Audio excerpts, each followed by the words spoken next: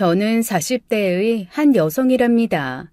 제가 어릴 때부터 최근까지 겪은 이야기를 들려드리려고 해요. 우리가 자라던 어린 시절, 사실 아직 많은 사람들이 가난했죠. 가끔 동네에 부잣집이 한두 집 있기는 했어요. 그 부잣집 아이들은 학교에서도 항상 선망의 대상이 되었죠. 제 주변에서는 이상하게도 그런 부잣집 아이들은 공부도 잘하더군요. 우리 반의 반장, 부반장들은 모두 부잣집 아이들이었어요. 그렇지만 당시에 부잣집이래봤자 1층과 2층이 분리된 2층 집이어서 아래층을 전세로 주거나 아니면 커다란 마당이 있는 1층 집에 방이 서너 개 딸린 집이었죠.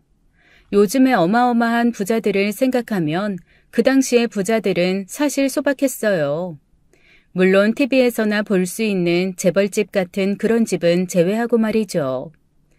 그렇게 반에서 반장이나 부반장을 하던 아이들이 모두 부유한 데 비해서 저는 반의 부반장이었지만 정말 가난한 집에서 자랐습니다.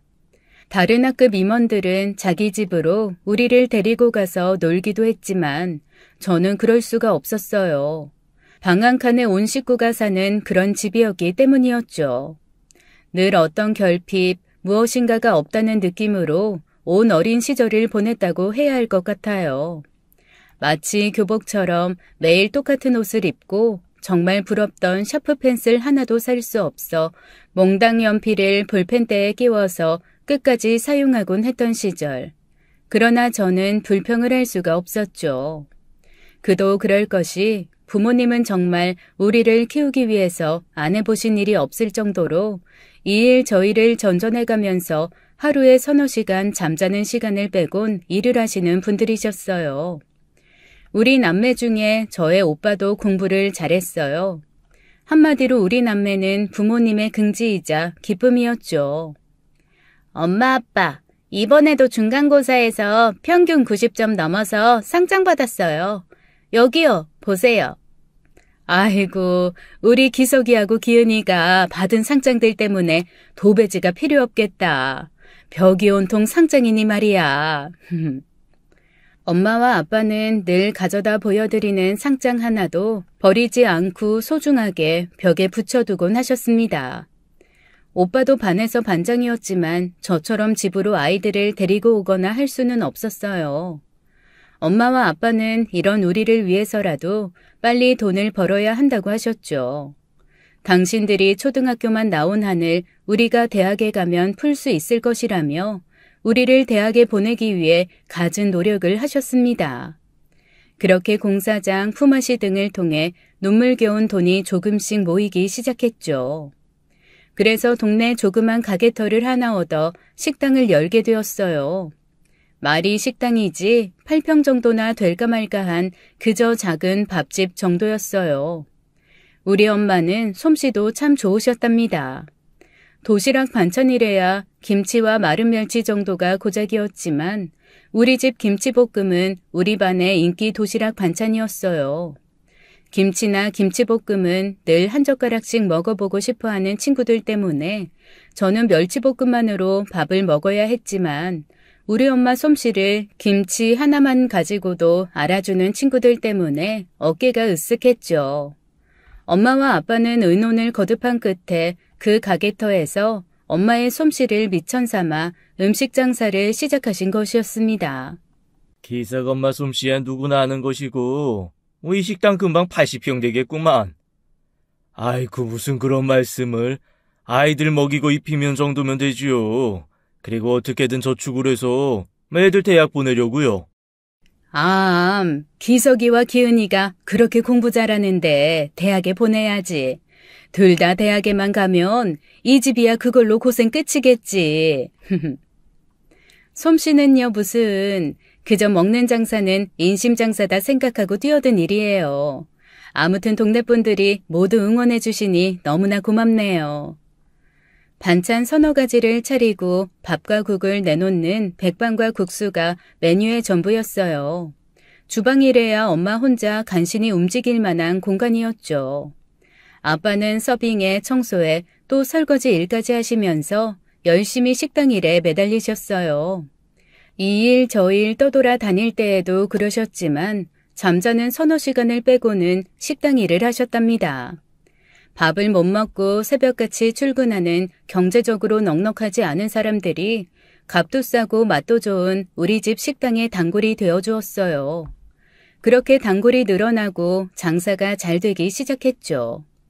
그런데 왜 저 집 이제 배가 불렀네 하는 말이 있죠. 장사가 조금 잘 되기 시작하면서 반찬도 가짓수가 빠지고 양도 줄고 질도 형편없어지는 집을 두고 사람들이 하는 말이죠. 그런데 우리 부모님은 그 반대셨답니다. 단골이 늘고 장사가 잘 될수록 손님들의 밥상은 더 푸짐해졌어요. 이제는 아예 밥을 해먹기 싫은 좀 산다 싶은 집의 사모님들도 식구들을 데리고 와서 우리 식당에서 끼니를 때우고 가는 일이 많아졌습니다. 새벽길 아침을 먹고 출근하려는 가난한 사람들에게 부모님은 식사도 푸짐하게 내주셨고 반찬이 맛있다고 하면 아예 봉투에 담아놓을 테니 퇴근길에 와서 가져다가 집 식구들 먹이라고 하시는 정도였죠. 거기다가 멸치로 육수를 낸 물국수도 우리 집의 주요 메뉴였어요. 거의 세숫대야만한 그릇에 담아내는 물국수는 그 전날 술을 좀 지나치게 마신 사람들의 해장 국물이 되어주기도 했습니다. 어느새 우리 식당은 줄을 서서 기다려야 먹을 수 있는 식당이 되어 있었어요. 저와 오빠까지 나가서 식당 일을 거들었지만 그래도 손이 딸릴 정도였죠. 너희들은 들어가서 공부해라. 엄마 아빠가 무엇 때문에 이렇게 고생을 하고 있는데 다 너희들 공부시키기 위해서야. 어서 다 내려놓고 들어가서 공부를 하든지 아니면 쉬려무나. 아니에요, 아빠. 저희들도 도와야죠. 맞아요. 엄마한테 반찬 만드는 일도 배워서 엄마 힘들 때 제가 반찬 만들 거예요. 얘가? 그런 생각일랑 아예 하지도 마. 너는 대학 가고 좋은 직장 들어가서 커리어 우먼데. 나는 음식 만드는 일이 좋은걸요? 좋아하는 일 할 수 있으면 좋은 거잖아요. 부모님은 우리가 나와서 일을 돕는 것을 좋아하지 않으셨어요. 그래서 우리는 짬짬이 도와드리고 부모님 말씀대로 대학교에 진학하기 위해서 열심히 노력했답니다. 저는 혹시 장학금이라도 준다는 대학이 있으면 인지도가 좀 떨어져도 갈 생각이었어요. 우선 오빠가 서울대학교에 입학했죠. 오빠는 4년간 밥 먹는 시간을 빼고는 공부에 매달렸다고 하는 것이 옳을 거예요. 잠은 도대체 어떻게 버티는지 2시간 정도만 자는 것 같았고요. 그렇게 해서 국내 굴지의 재벌 회사에 입사시험에 패스했고 병역 의무도 마친 후에 촉망받는 사원으로 일하고 있었죠. 저 역시 대학교에 진학했어요. 저는 조금 인지도가 낮은 장학금을 주는 대학에 진학했죠. 부모님이 극구 반대하셨지만 저는 고집을 꺾지 않았어요. 부모님 식당이 잘 돼간다고는 하지만 조금이라도 부담을 덜어드리고 싶었거든요. 사실 저희 둘이 대학교에 들어갈 무렵에는 식당이 잘 되어서 이미 3배 이상 되는 넓이로 이전을 한 상태였고 음식점은 내내 문전성시를 이루고 있었답니다. 그리고 어린 시절 그렇게도 부러웠고 갖고 싶었던 내 방, 저 혼자 쓸 수 있는 방도 고등학교 때쯤 갖게 되었어요. 방이 3칸 있는 작은 집을 마련하게 된 것이었죠. 오빠도 처음 가져보는 자신만의 방에 한껏 들뜬 것 같았답니다. 이제야 너희들 방을 하나씩 마련해줬구나. 그동안 밥상 하나 펴놓고 단칸방에서 공부하기가 얼마나 불편하고 어려웠니? 그래도 불평 한마디 없이 공부 잘하고 건강하게 자라줘서 엄마 아빠는 너희들에게 너무나 고맙구나. 무슨 그런 말씀을요. 엄마 아빠 잠도 제대로 못 주무시고 일에 매달리신 결과예요. 엄마 아빠 정말 감사합니다. 엄마는 결국 이날 눈물을 보이고 말았답니다. 우시는 엄마를 우리 남매와 아버지가 다독여드렸어요. 저는 졸업하고 어느 회사 사원으로 입사했습니다. 엄청난 대기업은 아니었지만 이름을 대면 알만한 회사였고 교수님들의 칭찬 가득한 추천서 덕분에 저는 좋은 조건으로 입사할 수 있었습니다. 오빠와 함께 입사한 입사 동기 친구가 죽어도 오빠를 매제로 만들고 말겠다며 여동생을 소개했고 오빠는 그 동기의 여동생과 결혼을 하게 되었어요.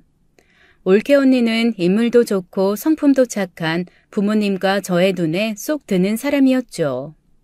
좋은 집안 출신이었지만 거만하거나 나서는 일이 없었고 우리를 키우기 위해 온갖 일을 마다하지 않으신 부모님의 정성을 잘 이해해 주었어요. 부모님이 그렇게 노력하지 않으셨다면 기석 씨가 마음 놓고 공부할 수 있었겠어요? 그럼 저와 기석 씨도 만날 수 없었겠죠. 저는 어머님, 아버님 정말 존경해요. 따로 살림을 하고는 있었지만 올케 언니는 식당 일에도 열심이었고 자주 부모님을 찾아뵙고 이것저것 챙겨드리는 등 소위 말하는 효부 며느리였어요. 저는 그런 올케 언니가 우리 집에 하늘이 내려주신 선물인 것 같았답니다. 부모님은 그런 올케 언니를 최고의 보물로 애지중지하셨어요. 원래 우리 엄마 아빠 보물 1호는 나였어요, 언니. 그런데 그 자리를 뺏기고 나니 샘이 나서 눈물이 다 나네요. 내가 보물 1호 할 테니까 아가씨가 국보 1호 해요. 그럼 되잖아요. 말하는 것도 예쁜 우리 올케, 우리 엄마와 아빠 그리고 오빠의 복이구나 생각했어요. 정말이지 부모님에 대한 감사가 다시 한번 느껴지고 올케가 그렇게 고마울 수가 없었죠. 기은 씨, 우리 점심 같이 먹으러 나가요. 기은 씨 집이 식당을 한다면서요. 거기 가서 먹어요. 우리 회사는 부모님이 운영하는 식당에서 그리 먼 곳은 아니었답니다. 조금만 부지런을 떨면 우리 식당에 와서 밥을 먹고 회사로 들어갈 수 있는 거리였어요. 어떤 입사 동기 하나가 제게 둘만 같이 점심을 먹으러 나가자고 어느 날 제안하더군요. 그것도 우리 부모님 식당으로 가자고 하면서 말이에요. 그 사원은 훤칠한 키에 시원시원한 외모를 가진 호감형의 남자였어요.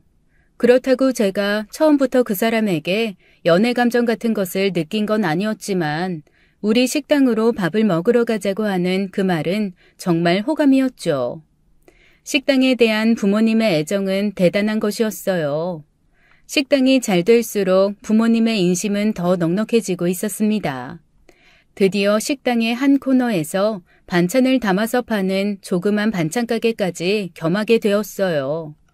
그 반찬들은 진열대에 올려놓기가 무섭게 팔려나갔습니다. 와, 나 집밥 제대로 먹어본 게 얼마만인지 모르겠어요. 진짜 맛있어요. 앞으로 다른 데는 못 갈 것 같네요. 여기 와서 먹어야지. 엄마 아버지는 제가 회사 사람을 데리고 오자 정말 더 정성스럽게 밥상을 마련해 주셨어요.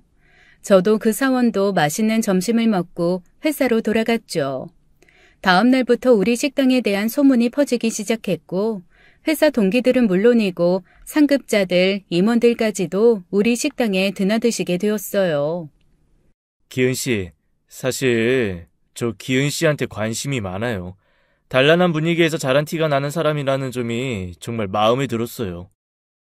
처음 같이 우리 식당으로 같이 밥을 먹으러 갔던 그 사원이 제게 적극적으로 접근해 오고 있었습니다. 이미 말씀드렸지만 훤칠한 키에 시원스러운 인상을 가진 싱그러운 남자였어요. 얼른 보기에도 아주 곱게 자란 도련님 스타일인 그런 사람이었죠. 저는 그 사람의 이런 적극적인 공세가 싫지 않았어요. 우리는 여러 번 둘만 같이 우리 식당으로 밥을 먹으러 갔고 거기서 둘이서만 같이 있는 현장을 여러 직원들에게 목격당하고 말았죠. 직원들은 우리에게 잘 어울린다며 결혼까지 꼬리내보라는 식이었어요. 우리 부모님도 이 사람을 마음에 들어 하셨어요. 그만큼 인상이 좋은 사람이었고 겸손한 태도를 가진 사람이었죠. 우리는 그만 주변의 재촉에 빼도 박도 못하는 처지가 되어버렸다는 것이 맞을 거예요. 그런데 그게 싫지 않은 그런 사이가 되고 있었죠. 현준 씨, 나는 우리 부모님이랑 부모님이 하시는 이 식당에 대해서 말도 못하게 큰 애정을 가지고 있어요.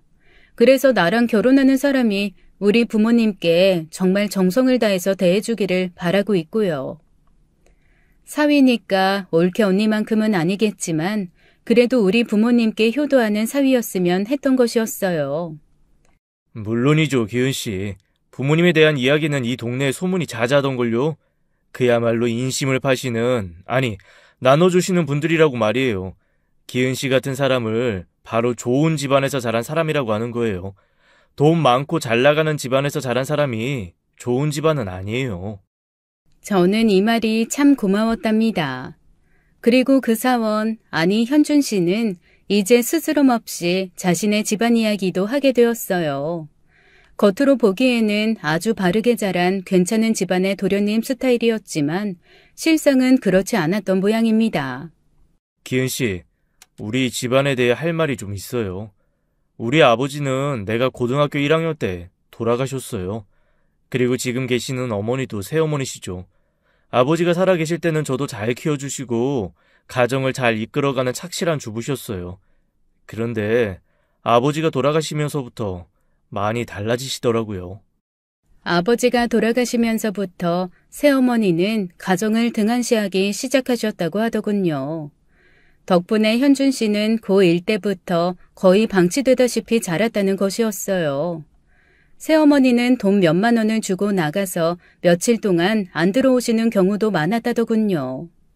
이렇게 살다 보니 어느새 현준 씨에게는 외롭지만 자립심과 독립심이 자라날 수밖에 없었다고 했어요. 그리고 현준 씨가 보기에는 안타깝게도 새어머니가 타락해 가시는 것 같았다고 울먹이더라고요. 착실한 주부이셨던 분이 갑자기 일하는 것도 싫어하시고 힘든 일은 절대 못하시겠다면서 노래방 도우미 일을 시작하셨다는 것이었어요. 여러 번 그 일을 그만두시라고 말씀을 드렸지만 새어머니는 듣는 둥 마는 둥 하셨다죠. 힘든 일이 싫어서 선택하신 일이었지만 어느새 그런 일에 재미를 붙이고 계시는 계모가 정말 안타까웠다고 현준 씨는 말하더라고요. 어머니, 제가 회사에 취직했으니 이제 잘 모실게요. 제발 그 노래방 도우미 일 좀 그만두세요. 제발요, 네? 어느 날은 이런 일도 있었다고 부끄러워하며 이야기를 해주었습니다. 누구세요? 누구신데 저희 집에 들어와 계시는 거예요? 아이, 그게... 네가 현준이 그러구나. 나 네 엄마 친구 되는 사람이야. 어느 날 현준 씨가 집에 들어서자 낯선 남자가 새어머니보다 먼저 자신의 눈에 띄었다고 하더군요. 남자는 바지에 러닝셔츠만 걸친 채 앉아서 조금은 당황한 모습으로 현준 씨에게 아는 척을 하더라는 것이었어요. 이 엄마하고 만나는 아저씨다. 인사드려. 안녕하세요. 현준 씨는 왠지 그 자리를 물러나와야겠다는 생각이 들었다네요. 책가방만 던져놓고 그저 집을 나와서 이리저리 돌아다녔다고 했습니다. 해질 무렵, 아니 거의 잘 시간이 가까이 되어서 집으로 돌아가 보니 그 아저씨는 여전히 집에 계시더라고 했어요. 간신히 오지 않는 잠을 청해서 자고 다음날 학교에 갔다고 하더군요. 그리고 며칠 후 누구세요? 어느 날 그 아저씨가 아닌 또 다른 낯선 아저씨가 집에 들어와 있었다네요. 계모의 이런 식의 생활 정말 싫었다고 했습니다.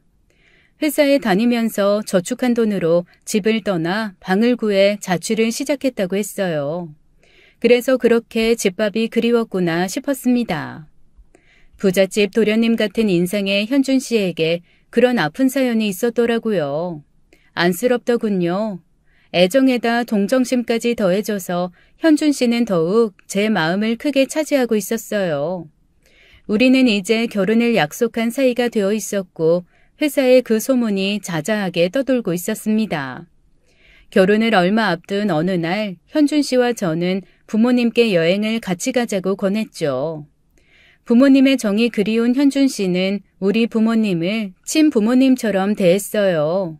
물론 부모님도 아들같이 살갑게 대해주셨죠. 우리 부모님이 고생하시면서 우리를 키워내신 것을 잘 알고 있는 현준 씨와 부모님과의 여행을 의논하자 현준 씨는 생각할 것도 없다는 듯 동의해 주었습니다. 사실 부모님께 여행을 제안하는 것이 우리가 최초는 아니었어요.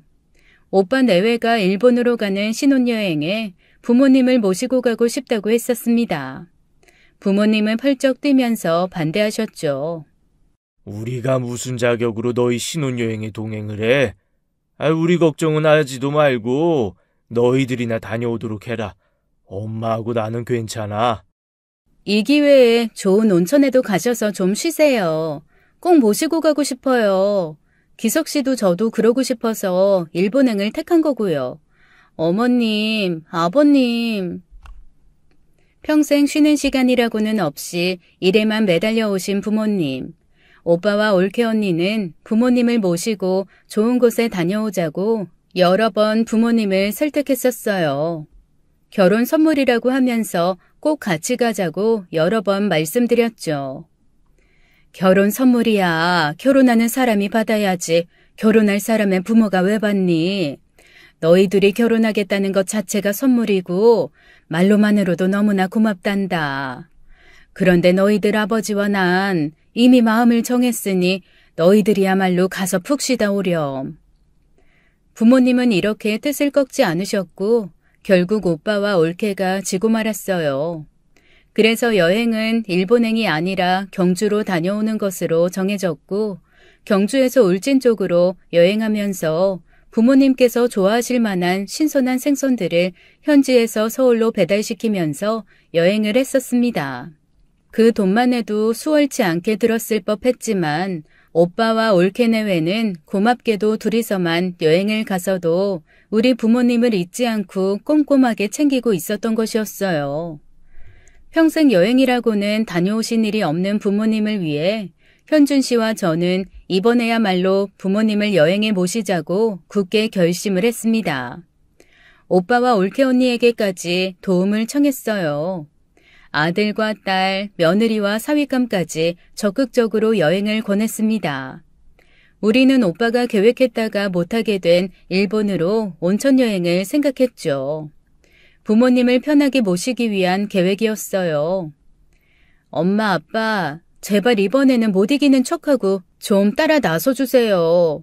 그동안 거의 하루도 안 쉬고 식당 일 했잖아요. 두 분 여기저기 아프시다면서요. 이번에 온천 가서 쌓인 피로 좀 푸세요. 네? 이번에 꼭 저희하고 같이 다녀와요. 얘들이 정말 왜 자꾸 신혼여행에 늙은이들을 끌어들여. 남들은 늙은이하고 말도 섞기 싫어한다는데 니들은 도대체 이게 웬일이니? 우리한테야 복에 겨운 일이지만 염치가 있지. 어떻게 신혼여행에 끼어. 절대 안 갈 테니까 그리 알아라. 니들끼리 다녀와. 아유, 우리 엄마 아빠의 고집은 정말로 예나 지금이나 대단하셨어요. 오빠와 올케 언니까지 이 여행에 다녀오시라고 떼를 쓰다시피 했지만 이번에도 결국 실패하고 말았습니다. 부모님의 여행 반대에는 또 부모님대로의 이유가 있으셨어요. 식당 문을 닫을 수가 없다는 것이 그 이유였습니다. 한 끼 집밥이 그리워서 찾아오는 사람들을 그냥 등 돌리게 할 수 없다는 것이었어요. 식당에 대한 부모님의 애착이 그대로 드러나는 말씀이셨습니다. 그런데 어쨌든 지성이면 감천이라고 우리와 부모님 사이에 타협점이 생겼죠. 해외여행은 쉬는 날이 길어져서 안 되니 국내 여행을 다녀오시겠다는 것이었어요. 일본 여행은 비행기로 우리나라에서 여행 가는 것과 거의 걸리는 시간이 같다고 설득했지만 부모님은 고집을 꺾지 않으셨습니다. 그리고 신혼여행에는 절대 같이 갈 수 없다고 하시는 것이었어요. 니들이 그렇게도 권하니 해외는 말고 우리나라 안에서 한 이틀쯤 다녀오마. 우리 두 늙은이 서울에서 가까운 온천에나 다녀올까 해. 어렵게 여행을 가시는 데는 동의하셨지만 같이 가서 모시겠다는 것만은 절대 반대하셨어요. 그래서 일찌감치 결혼을 한 달 정도 앞둔 시점에서 부모님 먼저 여행을 보내드리기로 했죠. 두 분은 생전 처음 가는 두 분만의 여행에 어쨌든 설레이신 건지 전날 잠을 설치시는 것 같더라고요. 아침 일찍 올케 언니가 왔고 저는 올케 언니와 함께 엄마 아빠를 미리 예약해둔 여행사의 관광버스가 있는 곳까지 모시고 갔습니다. 엄마 아빠, 식당일 제발 좀 잊으시고 이틀이나마 푹 쉬고 오세요. 마디마디 안 아프신 데 없는 거 잘 알아요. 그리고 앞으로 보내드리겠다는 곳에 잘 좀 다녀오시고요. 그래요, 어머님, 아버님. 아가씨가 이번에도 얼마나 같이 모시길 기대했었는데요. 이렇게 두 분이라도 가시게 되니 어쨌든 다행이긴 하지만 같이 일본에 가셨으면 얼마나 좋으셨을까요? 그렇게 엄마 아버지는 두 분만의 여행을 떠나셨어요. 그런데 이 여행길이 저희들에게 가장 슬픈 여행길이 될 줄은 그 누구도 짐작하지 못했습니다. 오빠, 언니, 큰일 났어요. 방금 연락이 왔는데 엄마 아빠 타신 버스가 빗길에 구르면서 2명이나 죽고 많은 사람들이 다쳤대. 와서 사망자 신원 확인하래요. 네? 뭐라고요? 아니 어떻게 이런 일이... 올케 언니와 저는 병원으로 달려갔어요. 버스가 굴렀고 2명의 사망자와 수많은 중경상자가 생겼다고 했습니다. 올케 언니와 저는 사실 그 병원으로 갈 때까지만 해도 사망자 신원을 알 수 없으니 버스에 탑승한 사람들의 식구들이 모두들 와서 확인하라는 것으로 알고 갔었어요. 그런데 하얀 시트에 덮여져 있는 두 시신이 눈앞에 있었고 신원을 확인하기 위해 온 다른 사람들은 보이지 않았습니다. 의사로 보이는 사람들이 시트를 동시에 걷어올렸죠. 저는 시신의 얼굴을 보는 순간 그만 기절을 했었던 것 같았어요. 깨어나 보니 병원이었고 팔에 링거 주사가 꽂혀 있었죠. 그리고 오빠와 올케 언니 그리고 현준 씨가 걱정스레 저를 내려다보고 있었어요. 언니, 아까 본 사람들 우리 엄마 아빠 아니죠? 그쵸 언니? 언니도 봤잖아요. 이번에는 올케 언니가 다리에 힘이 풀렸는지 주저앉고 말했어요. 아가씨, 이 일을 어떻게 하면 좋아요? 우리 어머님 아버님이 그럴 리가 없어요. 뭘 잘못 본 걸 거예요. 오빠와 올케 언니가 다시 시신을 확인했다고 하더군요. 그리고 그 빗길 사고로 사망했다던 두 사람이 우리 엄마 아빠였다는 것을 확인하고 말았어요. 다친 사람들이 모두 그 병원에서 치료받고 있었고 경상자들은 이미 퇴원해서 집으로 돌아가고 있었습니다. 그런데 우리 부모님만 영영 돌아오시지 못할 길을 떠나신 것이었어요. 평생 우리 남매를 위해 고생만 하신 부모님, 여행 한번 가실 복이 안 되셨나 싶어서 며칠 밤낮을 울고 또 울었습니다. 오빠와 제가 붙잡고 정말로 서럽게 울었어요. 빈소가 차려지자 저는 다시 한번 실감이 났습니다. 입관 때도 저는 제정신이 아닌 듯 했어요. 3일장이 끝난 후에 저는 병원에 입원해야 했습니다. 밥이 한 숟가락도 넘어가지 않았고 물 한 모금도 마실 수가 없었거든요. 저는 정신건강의학과에서 우울증 판정을 받게 되었어요. 결혼식은 당연히 취소되었어요. 저는 집으로 돌아오자 마치 엄마의 혼이 쉬인 사람처럼 아침에 새벽같이 일어나서 식당으로 향했습니다. 엄마가 식당 문 닫지 말래요. 나 일하러 가야겠어요. 아가씨, 그 몸으로 어딜 간다는 거예요? 제발 이러지 말아요. 아가씨, 네? 아가씨라도 정신 좀 차려요. 제발요. 저는 올케 언니의 만류에도 불구하고 식당으로 향했어요. 그곳에 들어서자 또 다리가 휘청거리고 눈물이 솟구쳤지만 이 식당만은 굳건하게 지켜야겠다고 생각했죠. 간신히 저 자신을 달래고 슬픔의 눈물을 떨구는 종업원들을 다독이며 식당 일을 시작했어요. 회사에는 휴직을 해둔 상태였습니다. 식당 일이라고 하는 게 해도 끝이 없는 일이더라고요.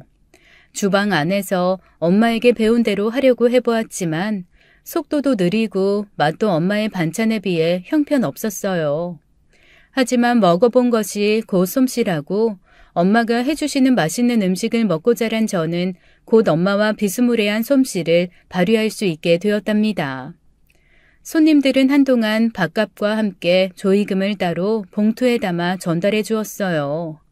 그때마다 눈물이 솟구쳤지만 꾹 참았습니다.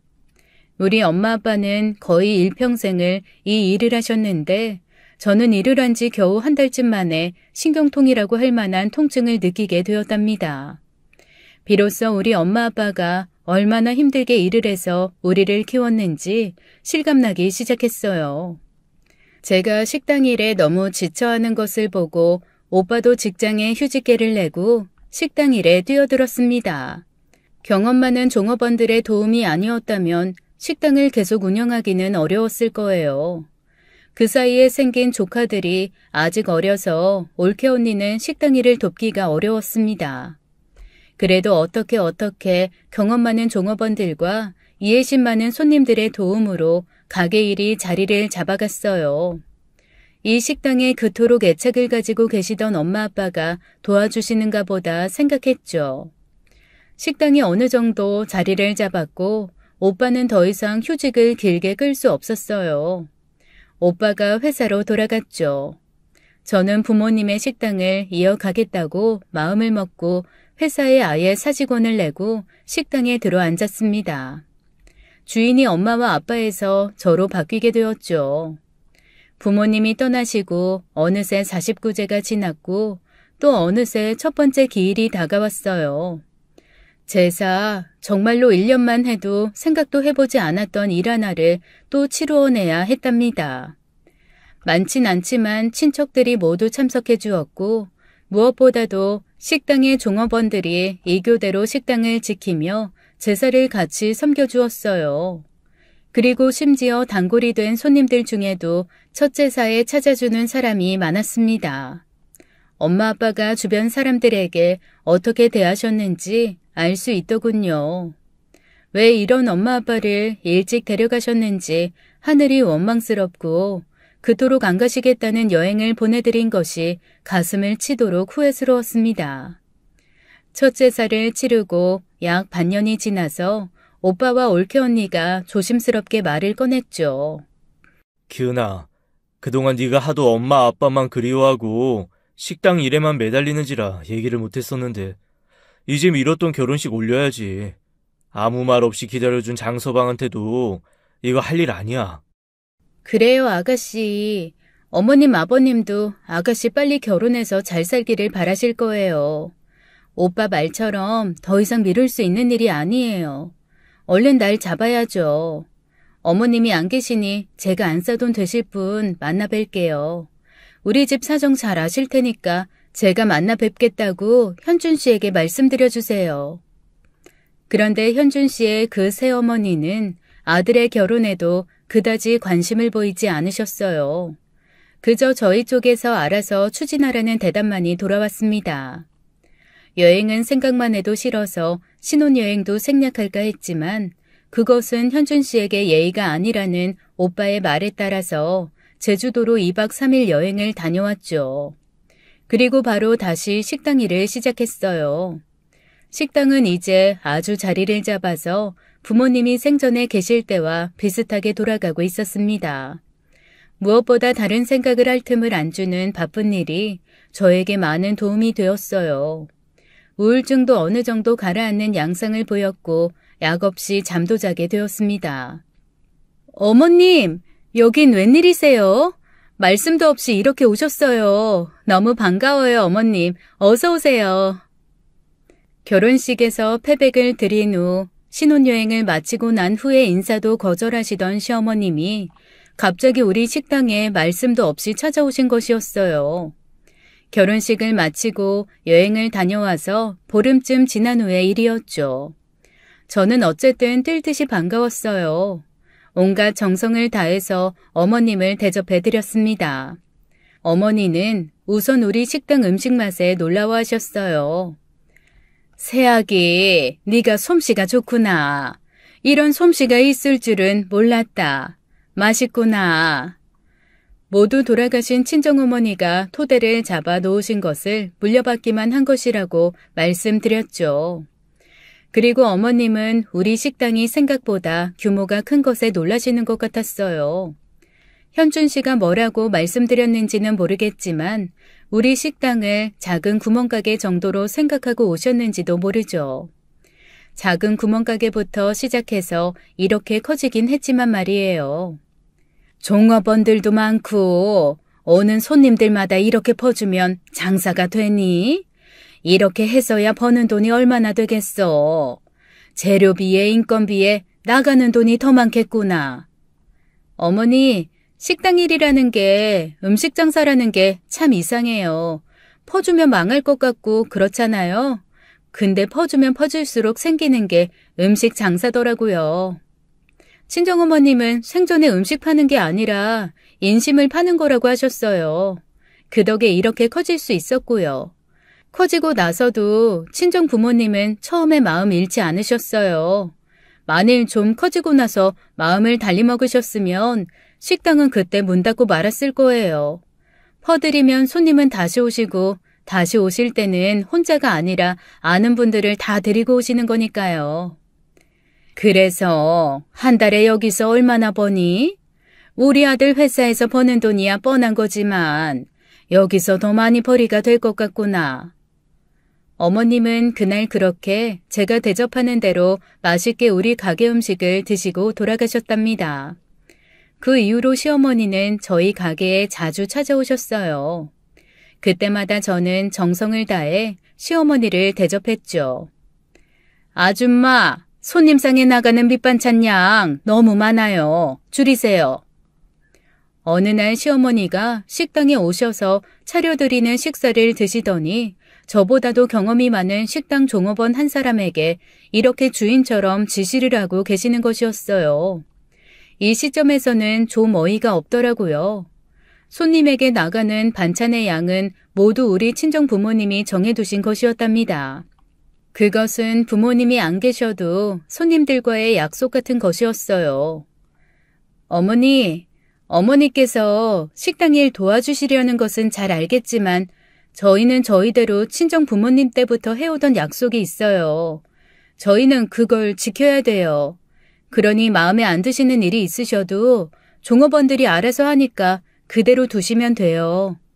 저는 어디서 그런 용기가 나왔는지 어렵기만 한 시어머니에게 이렇게 단호하게 말했답니다. 저의 단호한 태도에 놀랐는지 시어머니는 이후에도 자주 가게에 찾아오셨지만 일에 관한 한 참견하시는 일은 없었어요. 그런데 그 대신 시어머니는 새로운 일에 착수를 하시더군요. 집에 쌀도 없고 이제 내가 늙어서 더 일할 기력도 없구나. 쌀값이라도 집에 가져오려무나. 내 아들도 일해서 벌고 있으니 이 정도는 요구할 권리가 있다고 본다. 어머님 말씀이 꼭 틀린 것은 아니었어요. 홀시어머니가 경제활동을 못하시게 되었다면 그 부양 책임은 당연히 우리 내외가 져야 하는 것이겠죠. 네, 어머니. 약간의 생활비 정도는 보내드릴게요. 남편과 의논도 없이 저는 어머니의 요구에 이렇게 순순히 응했죠. 그리고 나서 그날 남편과 그 일에 대해 의논했어요. 얼마의 생활비를 드리자고 남편에게 얘기했더니 남편이 펄쩍 뛰더라고요. 그건 말도 안 돼. 어머니 아직도 노래방 도우미 하셔. 돈 벌고 계시다고. 그리고 그만두라고 말씀드렸어도 안 그만두실 뿐이고 혼자 쓰실 것은 버시면서 뭐에 쓰시느라고 또 돈이 필요하신지 모를 일이야. 저는 처음에 새어머니와 생모가 이렇게 다른가 싶었습니다.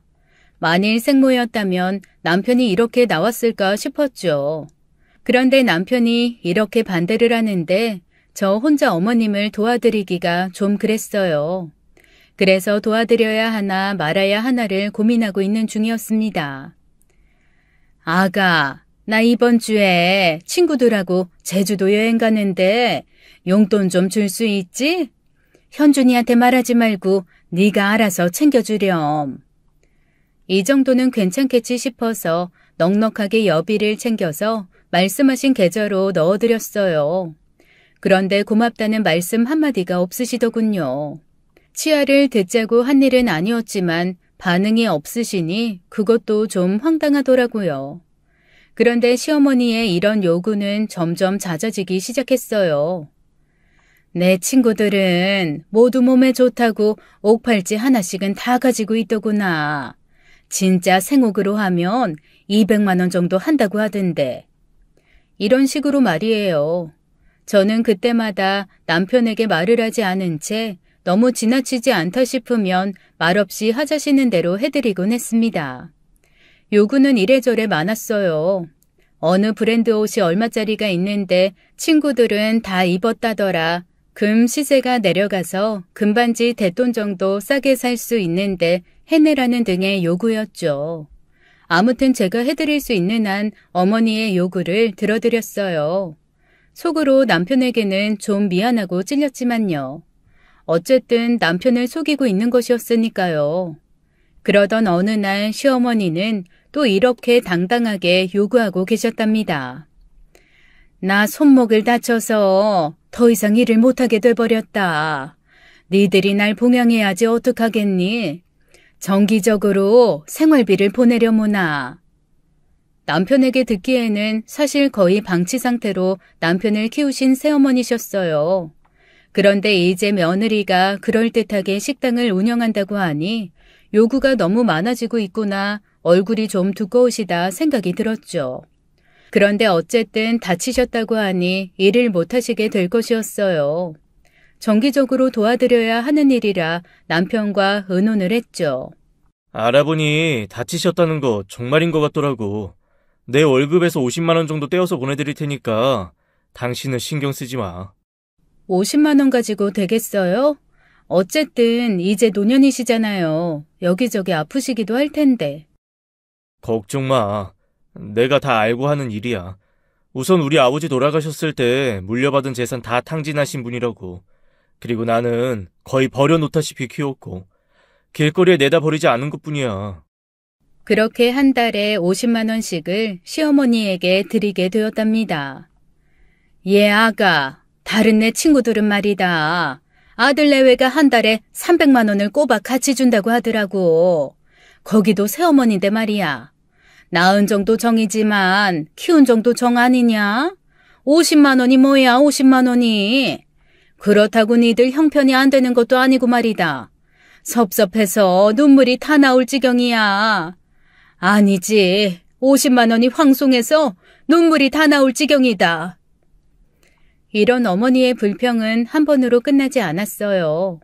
며칠에 한 번씩 전화를 하셔서는 늘 생활비가 적다고 탓을 하셨죠.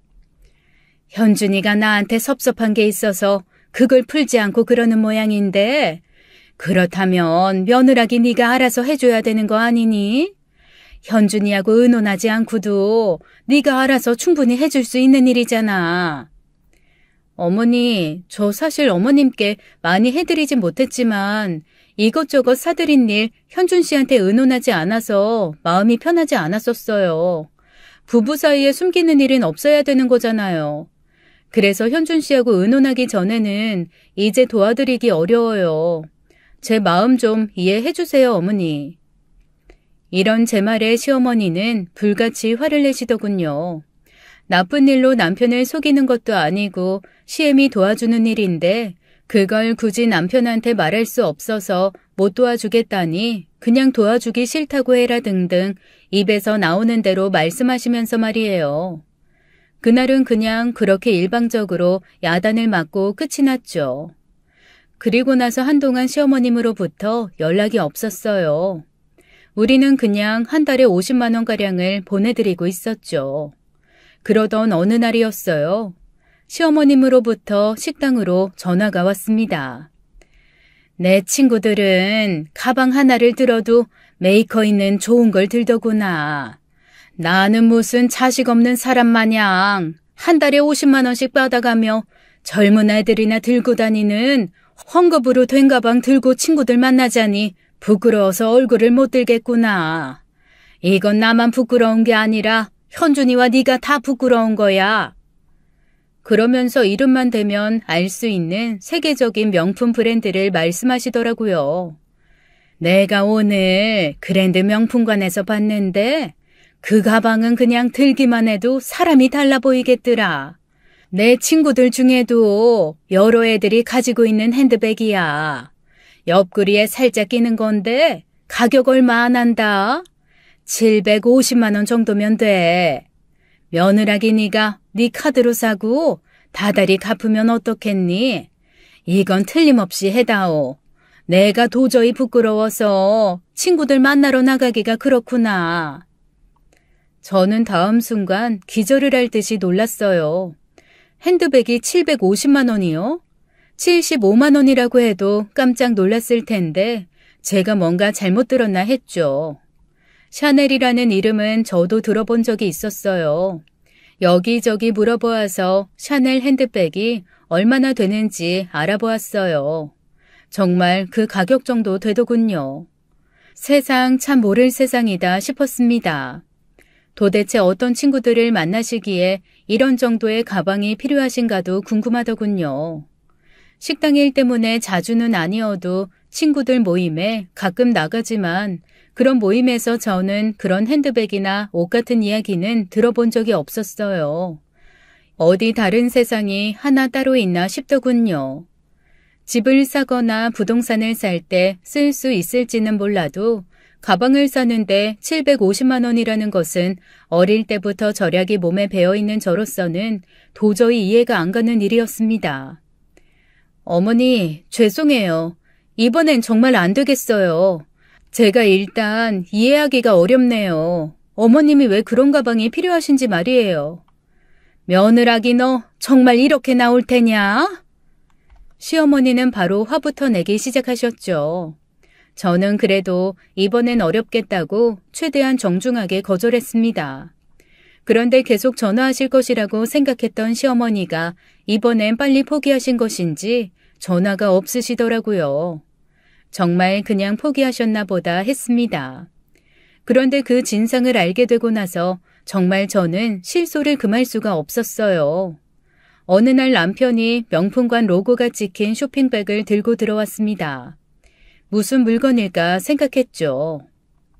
나 도저히 못 견뎌서 이 핸드백 샀어. 당신이 용서해줘. 회사까지 찾아와서 사무실까지 올라오고 이거 도대체 사회생활을 할 수가 없어. 이게 다 무슨 말일까요? 처음엔 알아들을 수가 없어서 거듭 생각해 보았죠. 남편이 이어서 설명을 하더군요. 회사 앞에서 아침부터 저녁까지 죽치고 앉아서는 내 모습이 보이기만 하면 따라오는 거야.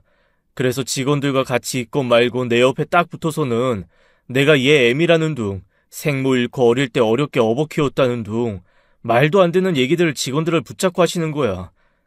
드디어는 사무실까지 올라와서 나를 불러내질 않나. 도저히 못 견디겠구만. 그리고 남편은 이어서 제 앞에서 고개를 떨구었어요. 미안해. 당신 얼마나 알뜰하게 전략해서 살고 있는지 내가 잘 아는데 이런 물건 사들고 들어와서 이해해달라고 하고 있으니 말이야. 당신한테 아무 말 않고 그냥 갖다 드릴 수 있었지만 당신을 속이고 싶지 않았어. 말하는 것이 옳다고 생각했어. 우리 두 내외는 결국 그 샤넬백인지 뭔지를 들고 시어머니께 찾아가서 건네드렸어요. 어허허허, 우리 효자 효부 아들 며느리 정말 마음에 드는구나. 이제 친구들한테 부끄러울 일이 없어졌어. 너희들 자랑 많이 할 거야, 나. 그렇게 그 명품 가방인지 뭔지를 시어머니에게 드리고 나서 한동안 연락이 없었어요. 그렇게 귀찮게 구시다가 연락이 없어지자 솔직히 편하기는 하더군요. 그런데 너무 오래 연락이 없으시니까 이제는 좀 이상하다는 생각이 들더라고요. 저는 사고로 이미 부모님을 잃어본 사람이기 때문에 아무리 남편이 마음에 들어하지 않는 계모이신 시어머니지만 걱정이 안 될 수가 없었어요. 그래서 반찬이라도 몇 가지 보내드려야겠다고 생각하고 전화를 드렸습니다. 연락이 안 되더라고요. 그것도 하루만 연락이 안 되는 게 아니라 며칠을 계속해서 전화를 안 받으시는 거예요. 저는 겁이 덜컥 났습니다. 이런 걸 피해의식이라고 한다죠. 시어머니에게 무슨 사고가 생긴 게 아닐까, 그렇다면 나중에 그 후회를 어떻게 감당할까 싶었어요. 얼른 어머니가 살고 계시는 집으로 달려갔습니다. 찾아갔더니 집에 인기척이 없더라고요. 혹시라도 집에서 무슨 사고라도 당하신 게 아닐까 불안한 생각이 꼬리를 물었습니다. 여기저기 뒤졌지만 사람의 흔적이 없었어요. 일단 집에서 무슨 사고를 당하신 것은 아닌 것 같았죠. 그런데 집을 비운 지 오래되었는지 너무나 썰렁한 공기만이 저를 감싸고 있었어요. 급하게 핸드폰으로 연락을 취했지만 그것도 전원이 꺼져 있다는 메시지만 나오더군요. 그리고 집 여기저기를 뒤지다가 갑자기 한 가지를 깨달을 수 있었어요. 그 애지중지하시는 우리가 사들인 명품백도 보이지 않는다는 사실이었죠. 그렇다면 어머니가 분명히 그 가방을 들고 외출하신 게 분명한데 집에는 인기척이 없다? 저는 급하게 남편에게 전화를 걸었습니다. 이야기를 들은 남편이 실종신고를 하자고 하더군요. 급하게 경찰에 실종신고를 했어요. 실종이요? 마지막 보신 지가 언제입니까? 생각해보니 명품 가방을 가져다 드린 이후로 어머니를 못 뵌 것 같더군요. 경찰은 사실대로 말했죠. 인기척도 없고 명품 가방도 없고 연락도 안 된다고요. 경찰에서는 일단 나와서 필요한 절차를 밟으라고 했고 회사에 있는 남편 대신 제가 가까운 경찰서에 가서 필요한 조치를 했습니다.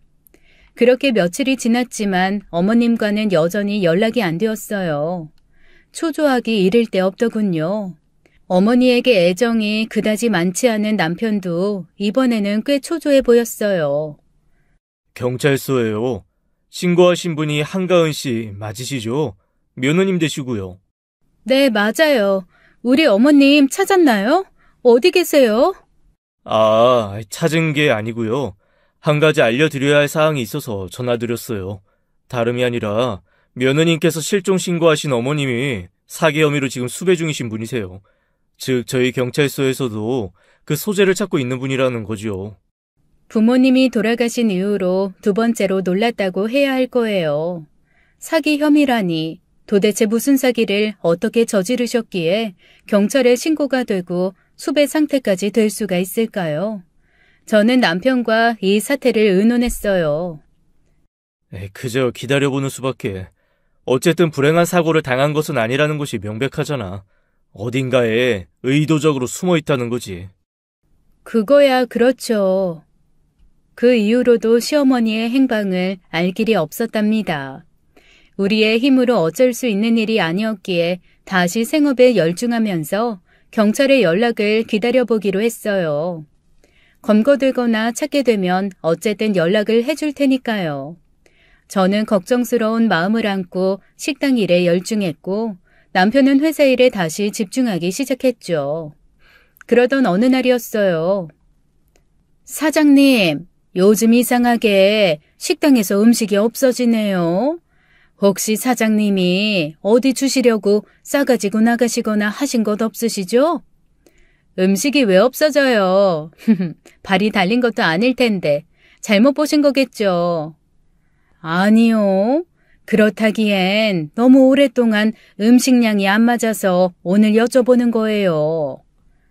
열흘 이상 동안 남아있어야 할 음식량이 상당한 정도로 적다는 것이었어요. 남은 음식은 아침에 주로 폐기하고 괜찮은 것들은 직원들이나 제가 집으로 가져오기 때문에 저녁에 남은 음식의 양과 아침에 있는 양을 기억하는 일은 쉬웠죠. 혹시라도 종업원들 중에서 저녁 영업 후에 음식을 집으로 가져간 사람이 있는지도 확실하게 점검해 보았다는 것이었어요.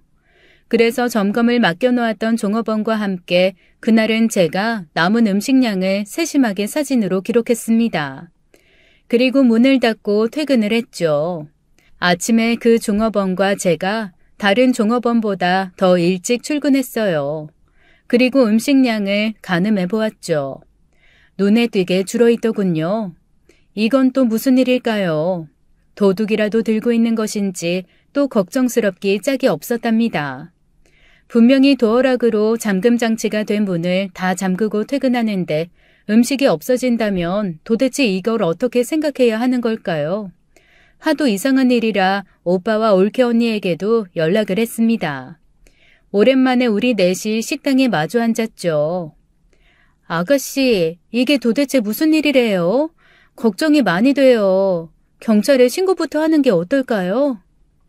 올케 언니와 제가 신고를 한 해 만에 이야기를 하는 동안 오빠는 골똘히 무언가를 생각하더군요. 그러다 갑자기 무슨 생각이라도 난 건지 우리에게 가까이 모이라는 듯한 손동작을 하고는 아주 작은 목소리로 말했습니다. 누군가 음식을 밖으로 빼돌린 게 아니야. 오빠는 자신이 이 일을 해결해 보겠다며 나섰고 다음날 식당으로 수리 기사들을 불렀습니다.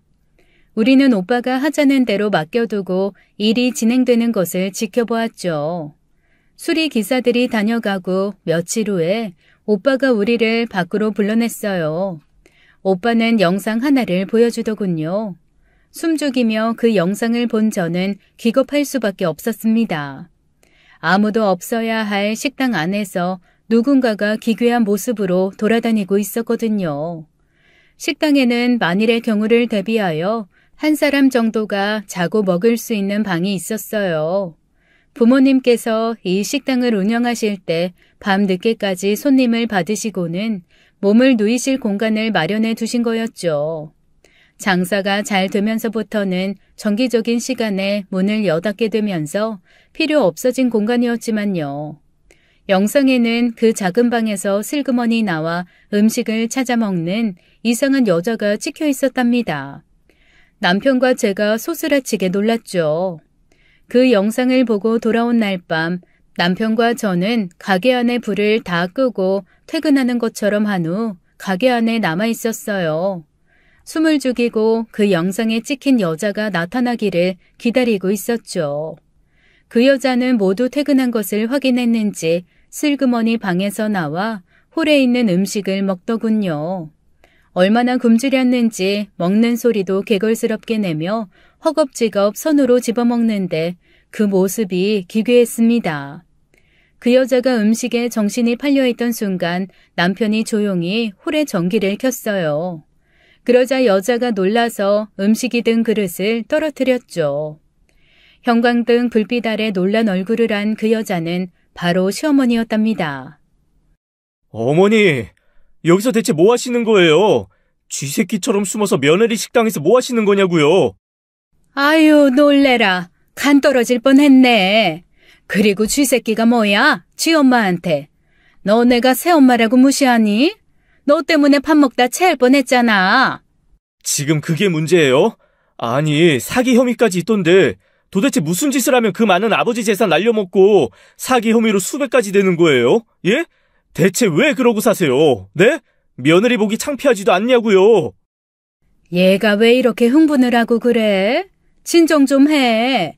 그 사기 혐의 그거 별거 아니야. 그나저나 나 여기 있는 거 절대 비밀이다. 아무한테도 말하면 안 돼. 안 그럼 당장 빚쟁이들이 쫓아올 거라고. 그 사기 혐의도 그놈들이 신고해서 그런 거고. 사기친 거 맞네요. 맞죠? 어머 얘, 아니야. 나야말로 피해자야. 진짜 사기는 내가 당했다고. 그건 또 무슨 말이에요? 당장 똑바로 말해요. 남편의 다그침에 시어머니가 털어놓은 이야기는 남편과 저를 망연자실하게 만들었습니다. 시어머니가 사람들을 속여 돈을 뜯어낸 것도 모자라 그렇게 사기친 돈 9,800만 원을 노래방 도우미 일을 하다 만난 제비에게 속아서 다 날려먹었다는 얘기였어요. 남편은 그 얘기를 듣자마자 당장 경찰에 신고하겠다며 전화기를 찾았습니다. 저는 그런 남편을 말리며 어머님께 말씀드렸어요. 어머님, 당장 빚쟁이들 돈부터 갚으세요. 그래야 사기 혐의부터 풀죠. 아유, 나도 돈 있으면 당장 갚아주고 싶지. 그런데 그 제비놈한테 다 털려서 나도 돈 없어. 그럼 내일부터 당장 식당에서 나와서 일하세요. 제가 일당으로 매일 드릴 테니까 그 돈 받으실 때마다 피해자분들 돈부터 갚아나가세요. 여보. 남편은 저를 미안함 가득한 표정으로 바라보았어요. 저는 피해자분들을 위해서라도 시어머니가 돈을 갚아나갈 기회를 드려야 한다고 생각했죠. 하지만 시어머니의 다음 말에 저는 기함하고 말았습니다. 어머 얘, 나 힘든 일 못해. 얘가 무슨 지 시어미를 뭘로 보고 식당 종업원 취급하고 있어? 그리고 그 돈 갚으려면 식당에서 몇 년을 일해야 하는데 그건 계산해보고 말하는 거니? 예, 그러지 말고 너 돈 많잖아. 네가 좀 어떻게 해결해라.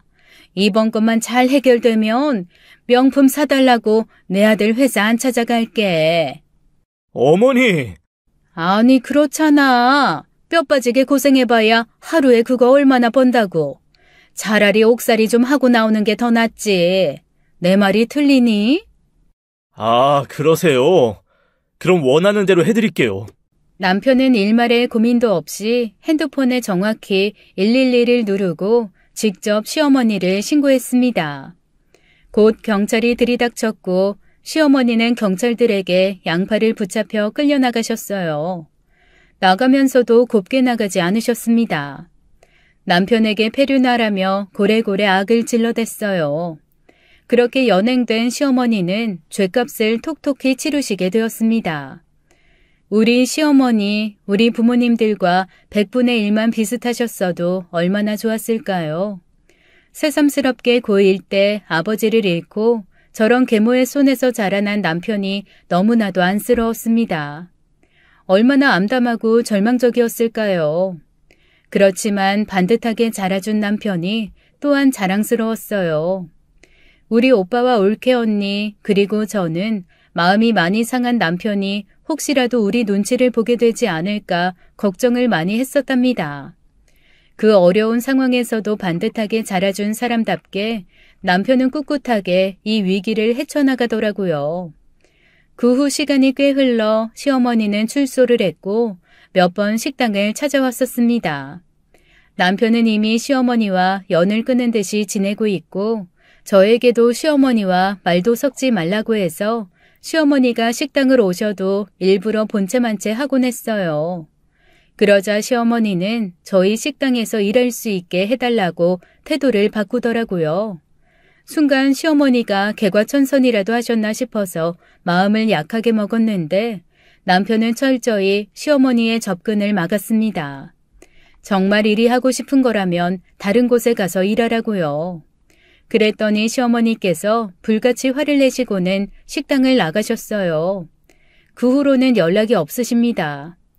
남편도 딱히 시어머니에게 관심을 갖지 않고 뭐하고 지내시는지 알려고 하지 않네요. 우리는 서로 이렇게 생각하며 지내요. 시어머니에게는 무관심이 최고의 처방이라고요. 제 이야기는 여기까지입니다. 긴 사연 들어주셔서 감사합니다.